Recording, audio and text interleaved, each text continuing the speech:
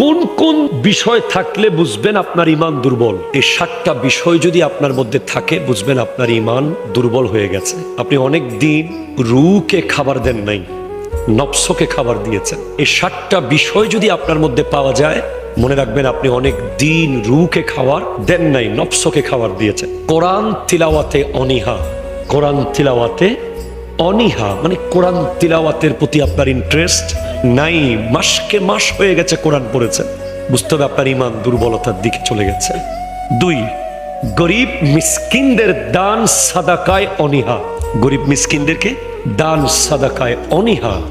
3, নামাজ পড়তে যাওয়ার ব্যাপারে কোনো মতে গেলেও নামাজের ভিতরে রুকু সেজদা সবকিছুর ক্ষেত্রে অনীহা আছে না নাই বলেন তো? 3টা। 4, পাপ করার পরেও গুনাহ করার পরে অনুতপ্ত না হওয়া, গুনাহ করার পরে অনুতপ্ত না হওয়া। অনেক মানুষের দেখবেন গুনাহ করতেছে কিন্তু ভিতরে কোনো কি নাই, গিল্টিনেস।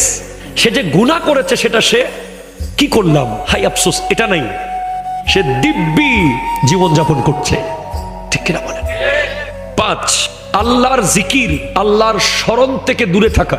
দেখবেন কোনো এক জায়গায় আল্লাহ জিকির হচ্ছে, আপনার বসতে মন চাচ্ছে না, জিকির করতে মন চাচ্ছে না, আপনি মোবাইল টিপছেন, আপনি গুতাগুতি করছেন, আপনি বন্ধুর সাথে আড্ডা দিচ্ছেন, এদিকে জিকির চলছে, বুঝবেন আপনার ঈমান দুর্বল হয়ে গেছে।